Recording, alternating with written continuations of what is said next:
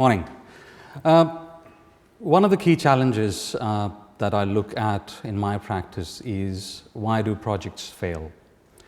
And why do some projects which have huge potential of creating transformations, of really delivering results, don't actually get there? But on the alternate side, some projects and the project teams achieve huge amount of glory. Some deserved, some not so deserved. But there is a code to all of this. So when I set up teams, most of us set up teams, we say, to delight clients, to achieve projects. But I think as project managers, what we really set up these teams for is also sometimes creating our own personal legacies to actually be able to say, I did that. And there's not enough of project managers' ownership on failed projects as compared to some successful projects. And I'll use two stories to actually identify this particular theory of mine. The first one is about malarial control across the globe. So I don't know if you are aware, roughly half of the global population is exposed to the malarial mosquitoes. Roughly around 200 million people a year are infected by various strains of malaria. Roughly 500,000 people die a year. And a child dies every 2 minutes because of malarial infections. So this is epidemic proportions. The general way of treating malarial vectors is you do some public health work, you remove water from the vessels, you do a lot of chemical fogging operations. And these have been done over the last 30 years. Yes, the malarial eradication has reached around 50% reduction, but still at 200 million people infected a year, it's epidemic. Now, imagine yourself to be a project manager, classic photograph of a project manager, as you would all recognize. Typical World Bank funded or aid funded project to go and fog the areas. You're given the same arguments as all project managers do. You get given an area, a budget, you have to coordinate the logistics. To get the stuff done, you measure often as to how much areas you've fogged, and you report back to your masters as to how you've performed. Imagine doing that year after year, knowing that you're not really making any statistical significant difference to the situation. Your supply chain knows that, your stakeholders know that. You'd undertake that transaction every year, and as soon as the first rain comes, those fogging operations are pretty much meaningless. A project manager of ours in Southeast Asia, in Cambodia, in Laos, and Philippines, actually took a different tack. And to put the point lightly, he walked out of the fog. He stopped doing this. What he did was he championed a set of researchers who'd introduced a novel solution of using the guppy fish. Now, this has been trialed in very small studies up till now, and he actually created space as a project manager, reoriented the funding for the works, and actually used and supported biological treatment. That required not only a new governance to be put together, a new funding regime for those of us who understand cost plans. Suddenly, rather than procuring chemicals, you're asking your boss to say, I'll go and buy some fishes. Very difficult to do. Rather than actually spending money to the local supply chain, who are used to doing fogging for 30 years, you're actually asking that funding to be redirected to community projects to build consensus of using these fishes. Now, the way the fishes work, because I know you're very interested in that, is 80% of the malaria cases primarily come from the water vessels that people keep within their communities. And the way guppy fishes work is you introduce at least one in that vessel, and it kills the larva. So rather than actually trying to kill the mosquitoes, you try and kill the larva right at the start. So you're taking the actual disease vector away. A lot of work was done by this project manager to undertake these works in an accelerated manner. On a 2-year trial, at the end of the first season of malaria, within the first year, there was a 100% reduction of larvae in those vessels, as compared to a control sample of 24% reduction where the sprays were done. There was an 84% reduction in the actual disease as per the regional healthcare authority statistics. So by all accounts, a pretty successful project. But if that is the case, why do most projects actually fail?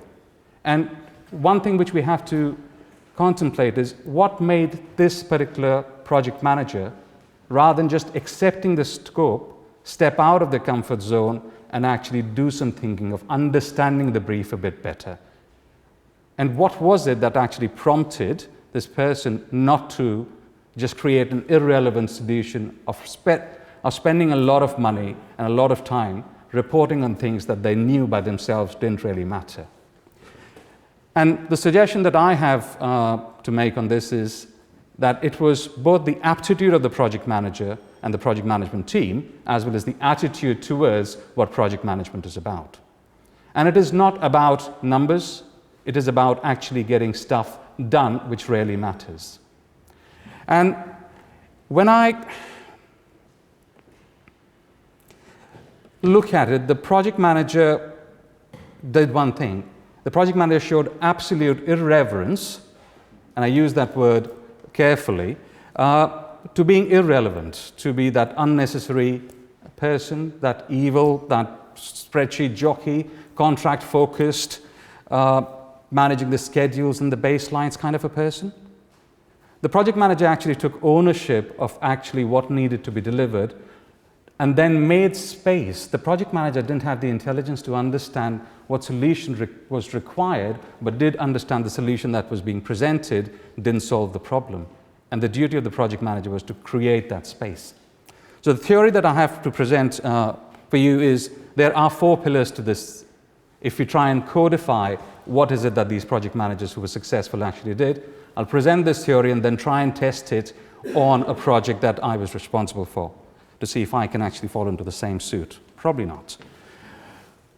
One of the biggest things that the project manager did in this case was to get familiar with what the event was about. Quite a lot of us as project managers do not understand the scope or what is trying to be achieved. What is the value? What is the benefit we're trying to create? We get handed down a scope that we think is the iron triangle that we have to execute. This project manager stepped away from it and created a deep understanding and learning of what was to be done.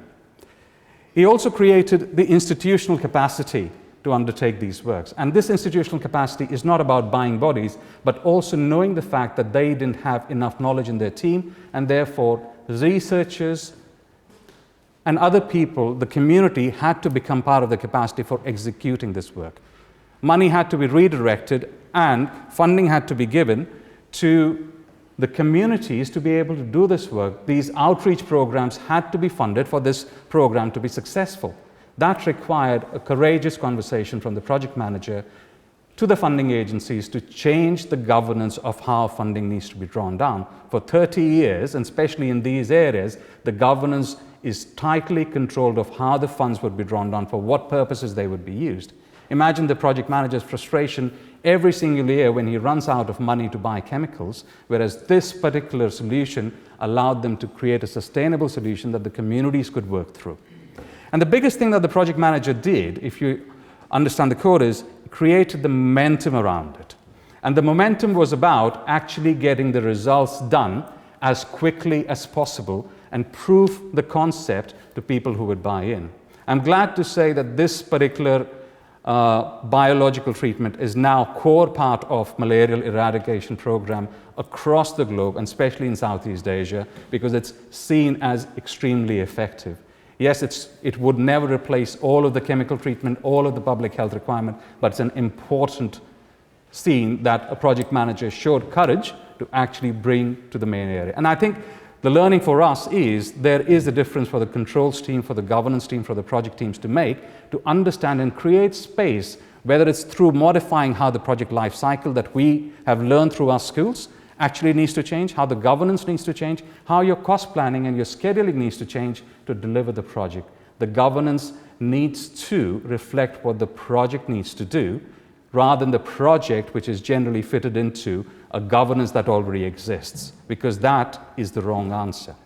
Now let's try and use this framework, which is from a public health perspective, into more bricks and mortar kind of projects. So the project that I'm going to talk to you about, and I've spoken about it a few times to various people, is the Cumbria Infrastructure Recovery Programme. Storm Desmond, December 2015, 6 inches of rainfall in 24 hours across all of Cumbria. Massive infrastructure damage. This is a county with 500,000 people in it, and extremely complex politics, 900 odd elected officials. The county has around 8,000 odd kilometers of Roman bridges, roads, slopes, retaining structures, and they're always short of cash. It's a highly tourism oriented economy, and this happens 6 months before the tourism season. To put it into context, when I went in with my team in January 2016, the county was still repairing the 2009 flood assets. Now this was 2016. When we actually mapped the assets, this is what we really found. There were over 1,600 structures that were impacted. There was 1/3 of the highway network was impacted, 600 odd bridges. Some of them we didn't even know because they were still underwater whether they existed anymore or not. And there was a huge amount of slippage on the slopes. Now, this is no longer a bridge or a road repair building project as a project manager that I was invited to come and work on. This was actually about connecting the communities again. It was about creating that system, understanding the network impact. I'm glad to say, and that's why I'm standing in front of you, we actually understood that, and we did something different. And I'll take you to as to what was the end game, and then draw out the lessons as to what are the things that we actually did. So the beauty of this is, within 6 months, by adopting a very different way of working on this, we went from having no knowledge of what the asset was about to 40 work packages launched into the market with a supply chain which was completely local. We delivered the works through the local supply chain. Around 91% of the works was done by the local supply chain, what will be called typically a tier 2 supply chain. We were able to repair all of the strategic road network assets in the first 6 months. We found another 11 acute assets through the period of the first year.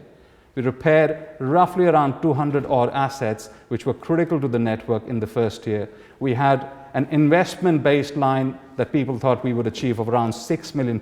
We were able to procure and guarantee works to a supply chain roughly of around £44 million and delivered around £26 million worth of investment into those assets, bringing the network pretty much to complete. So the measure of success for me is we didn't actually make any of the BBC, ITV, Sun, Mirror, Sunday Express newspapers in the bad way as such a disaster could actually make. That meant, now this incredible stuff could only be done by a very coordinated approach towards understanding what the mission was, so that we weren't actually just busy repairing the assets, but actually creating value for where the community mattered. And this is quite important to understand, and let me just say one more thing. This project delivery standard has been recognized by both our local Northwest Regional Construction Awards, which is awarded it now 4 times on different matters, including a bridge that we were about to demolish and now is being classed as the Restoration Project of the Year, but also by APM as the Mike Nichols Award for Inspiring. And there's a reason for that. One of the key things that we talked about is the key code for the project managers to understand what the project is about. And that is about familiarity of the mission. We spent a lot of time, just like the project manager, and let's call him Mr. Guppy for reference for now, and it's also funny, at least for me, is about understanding what is it that we're really trying to do on here. Mr. Guppy actually appreciated what was to be done. We went down a similar pathway. We'd all heard about the disaster in Costa Rica, in Puerto Rico, Storm Katrina, and we all know that if disasters aren't actually tackled very well, they end up into a very wide socioeconomic impact. This was one of the first conversations that I had with the team, and of course the county had it with us as well, along with the elected officials. What happens in a prognosis of a disaster event is a disaster event which leads to an infrastructure damage, leads to, if not tackled, community severance, socio-economic impacts. People start losing trade, can't turn up for jobs. It starts creating healthcare issues, and before you know, most of your energies are redirected towards managing the politics of rebuild rather than rebuilding the asset. Lesson one for us was the project manager's duty was not, as you would generally find project managers doing, over-optimizing the repair solution, drumming the supply chain down to get the best value out of them, redesigning and optimizing the bridge design and the bridge structure and the road structure, and losing time. Because we knew any pennies that we actually saved in over-optimizing the system would be lost just because we had degrading assets at that moment of time. A very different decision theory of stepping out for a project manager to say that your budget, time, cost, quality is material, but not that material in the larger chain, because 3 people down the road might lose their job and all of your energies would then be trapped in actually reacting to the problem and fighting the politics of the problem rather than actually doing the works. Now that was quite interesting. One of the other things that the team actually did was generally the way projects are planned, infrastructure repair projects are planned, you go from technical assessment to grading, you give an asset priority score, and you tell the community we've worked out which structure is more damaged than the other, and we will start repairing in this order, but because the budgets have to be spread by population, we will not move your budgets. That would be very challenging for us because we didn't know where half the assets were and what level of impact it had on the network. The team introduced something called the socio-economic assessment right in the middle of project managers' prioritization. And not only did we look at the criticality of the assets, we looked at the assets from the stakeholder point of view. What was the importance of the asset to the community? Community severance, the most exposed communities, how did they feel about it?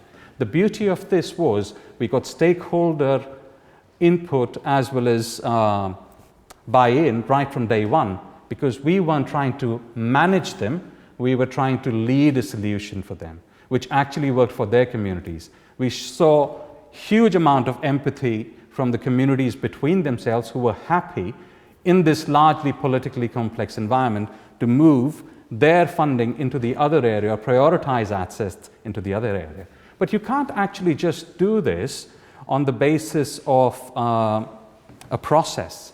This requires people to be communicated to win hearts and minds, and the project managers and the controls teams version of the events had to become more accessible. And I'll talk more about as to how to make it accessible. But just reflecting on the fact as to what Mr. Guppy did, he redirecting the funding for what would be about buying chemicals into socially aware projects, into school funding, into actually community funding in order to allow the project managers to create those environments in which people will actually understand what is really happening. It's very difficult for controls people to actually go back to their stakeholders and move away from the fact that the computer says no. But the challenge for the project manager and the controls team is to act as enablers for those projects and change those cost plans, change those schedules, change those governance methodologies to actually fit what the project is trying to achieve. The project's not trying to achieve compliance. The project is there to deliver. Your role as a project manager and project controls team is actually to help deliver the project and not stop it. So, what did we do? We understood the challenge was massive. Every asset had its own story, its own community, its own impact on the network. We were just new. I just arrived in Cumbria. I'd gone to Cumbria for tourism, but didn't really understand Cumbria as the operational team and the communities did. But on the other side, I was the person who was going to make decision which asset got done first. Strictly not fair, and I was asking to be lynched if I was found in a community actually making those. So rather than doing that and using Primavera P6 and all the other fancy tools that we use as project managers to prioritize works, we ended up adopting a GIS tool where we put every single piece of information. We had around 33 attributes of information on each asset which we could capture. These GIS tools were available to community members, We did try an app for actually doing those crowdsourcing of where the damage was, really difficult. We did use drones, we deployed IT systems, we allowed our contractors and supply chain have visibility of what was happening in their area, what our assessment of damage was, so that we can package these areas. We also used this to package the works. We went from 1,690 odd structures to 40 work packages in 6 weeks. The reason why we could do that, because every single asset was intimately understood. It was creating the capacity by actually sharing the information, by actually crowdsourcing the knowledge in one place. It was not just about buying more project managers, it was getting the stakeholders to actively say which asset needed to be done first based on their knowledge of the network, their assessment of the network, as well as the cost. It also allowed us to engage with the supply chains early on, and these, rather than we took a proactive measure of actually saying, and both from a political perspective as well as a delivery perspective, that the money that was going to be spent, it was a £126 million program, would be spent in Cumbria because it will reinvigorate the economy, any damage that it had actually taken. We delivered around 91% of the work in the first year, roughly 26 million of it, through the local contractors, and that is still the case. And we actively moved away from Tier 1 because that allowed the community members to actually work on community projects, not only creating their capability, but also at the same time delivering those projects quicker, faster, better, because they could engage with local landowners in order to do these works. And that is about institutional capacity. Institutional capacity does not mean always buying from outside. It's about using your stakeholders as a core part of your delivery strategy. What we also did was reprogram our governance and our funding. Traditionally, you find it very difficult to get people to invest and read into supplying IT systems for contractors to use because there's always this fear of liability. We actually changed our governance and changed our contractual mechanisms to package the works in such a manner that not only allowed our contractors to take the risk, we had reimbursable contracts in the first tier, but we rather expended and redirected our resources in supervising those contractors on very tight timescales. Most of our projects were 5 weeks long, or assets were 5 weeks long, if that. Some were 5 days long in actual doing the work. We redirected our energies by providing them IT systems because we knew information disaggregation, information disconnect was going to be the biggest challenge in actually getting them done. Those of you who are familiar with Cumbria, there are bridges that are called the same thing. You could demolish the wrong Bell Bridge, and imagine the consequences of that. When we initially did the GIS mapping, we found a couple of the bridges actually in the Irish Sea because that's how good our information systems were. We changed the funding to create that space for buying this technology. We also changed the governance in order to allow these contractors to buy into these projects on a reimbursable contract from a local county council, which is generally very risk averse in taking these contracts, but the way we could actually do it by creating packages which were high, medium, and low priority, which also allowed us to swap projects as we discovered new priorities as we worked through this work. One of the things which also goes back to understanding the detail of the thing was none of the governance that is there in the background, the county council governance actually goes away. But the role of the project manager and the project controls team is understanding what is it that they require out of that governance. We understood very clearly, DFT, our funder, wanted to know these funds would be actually spent on rebuild and reconstruction and resilience rather than actually covering old potholes that should have been dealt with. We wanted our county council governance to actually think about, to say, can we actually afford it? All of this that promises that we're making, can we actually afford to do it? Because we've got a limited amount of understanding of what these work was. Our supply chain was in a place to say, I can really get my gangs out to actually go and do the works, but if I have to do a 3-month-long tender, then to wait another couple of months to work out whether I won the work or not, there's no point me actually investing in that kind of stuff because I'm a Tier 2 contractor. We dealt with all of that by actually creating a new environment where we carried our stakeholders through this ambiguity. We devised a term called emergent baseline, and the whole point of that emergent baseline was Everyone knew that the baseline was, pardon my French, dodgy, but it was built on incomplete facts. We had systems which allowed you to track as to how that baseline was developed, how it was changed, how decisions were being made. It was completely transparent. Nobody was robbing a particular parish to pay another one because they had influence. It was based on statistical as well as evidence-based information. But we've got buy-in from the governance on an emergent baseline, knowing that things would change, but that it would be completely visible. We created this kind of a map to say we will actually create an affordability plan that the funders and the governance could actually sign up to. We would then go through the governance of actually contracting these works, and then we will undertake the delivery, knowing fully well that there would be hundreds of iterations between them that will take us from one level to the other, because the affordability is also moving along with governance, but it allowed us to actually get buy-in at every single level because people could see the transparency of the works. My only point is you could only do this if the project controls team, which I luckily had, could think outside of the box and say this can be done. We could actually track and trace every single movement and prove that these funding was being utilized in the right manner. And yes, within hours, not days, weeks, months, late information could be presented to these parish councils who could actually stand up in front of the community pretty effectively to say, reason why your bridge is moved, not to be delivered this month, but next year, because this priority has taken over, and yes, this is what we know about it. And that brings me to the point of say, how do you actually create decision velocity? One of the things that we touched upon was momentum. How did the project manager create momentum? And momentum, for me, is about creating trust. You lose momentum when people, your stakeholders, your participants, your supply chain, do not trust your decision making or have to double check your decision making. And that is primarily because of the lack of transparency of information, where you're being made to feel that the information is being either held back or there is no logic to the decision making, there's no larger plan, and it, irrespective of the process, he who shouts loudest wins. If you could actually defeat that mindset, you will get a lot of momentum behind it. And that's exactly what we did.